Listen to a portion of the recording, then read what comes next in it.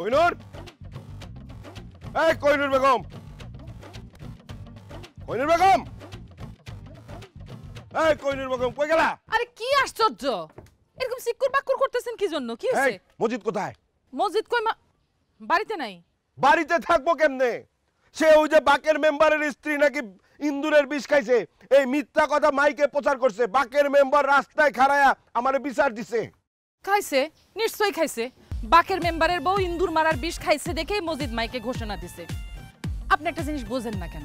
যা রটে কিছু বটে, কোনো ঘটনা তো এমনি এমনি রটে না। ওরে বাবা, বাকের মেম্বারের বউ বিষ খাক নাইলে মইরা যাক, এইটা নিয়ে মজিদ মাইকে ঘোষণা দিব কেন? ওর কি দায় পড়ছে? আশ্চর্য! আরে কি ঠেকা মানে? ছেলেটা একটা কাজ করে আনন্দ পায়, আপনার তাতে কি সমস্যা?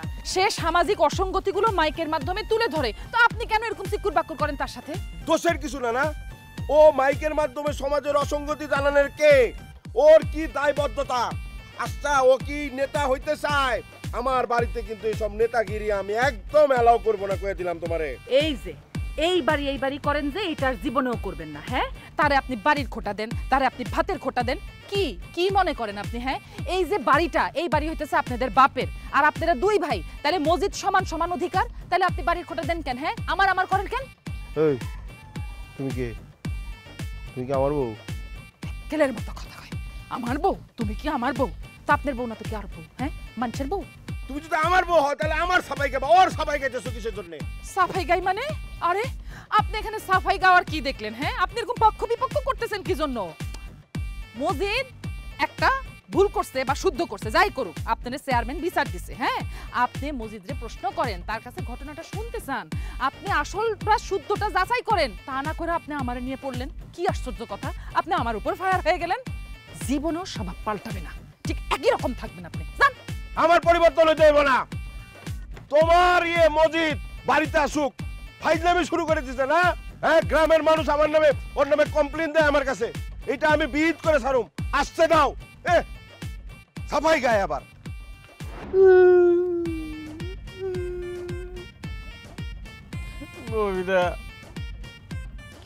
বাকের মেম্বারের 2 চামচা আমারে ধরে ইচ্ছা মতো ঘুষাইছে। সেই সময় তোমার ওস্তাদ কোথায় আছিল? ওস্তাদে তো ঘুমাইতেছিল বাড়ি। চোরা ঘুষির যে কি যন্ত্রণা, কি ব্যথা তোমার আমি বুঝাইতে পারবো না। চোরা ঘুষি আবার কি? কেমনে মারে সেটা?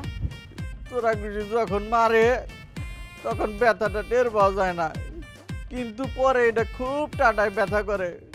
ওই যেমন যে প্রেগনেন্ট মহিলার যে ব্যথা, এইরকম ব্যথা হয়, বিষ হয়, ব্যথা উঠে। তার মানে তুমি কি বুঝাতে চাইতেছো মতিন? বাকের মেম্বারের 2 চামচা তোমারে পিটাইয়া প্রেগন্যান্ট বানাই দিছে? ববিতা, তুমি এত নিষ্ঠুর কে? তুমি আমার দুঃখ দেখে এইভাবে হাসতে পারলা?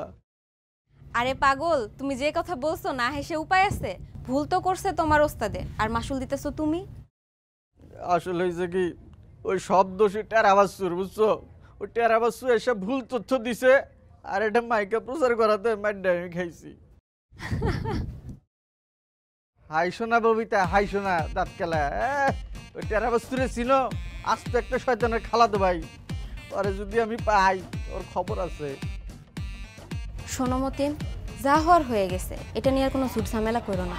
নিজে ডাক্তার দেখাও, সুস্থ হও, নিজের ট্রিটমেন্ট করো। টেরা বাচ্চার সাথে আর লাগতে যেয়ে তুমি পারবা না। এমনিতেই বাকের মেম্বারের 2 চামচার হাতে তুমি মার খেয়ে একদম দুর্বল হয়ে গেছো।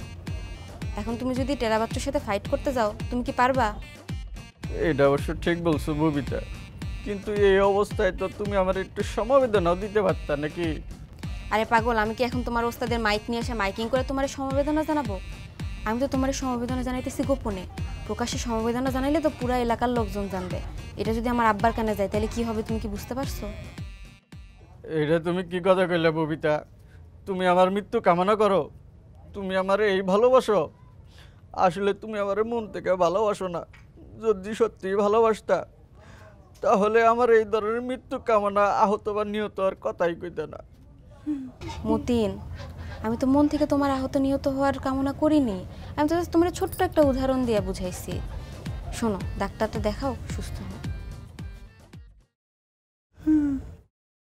ডাক্তার দেখাবে কিন্তু।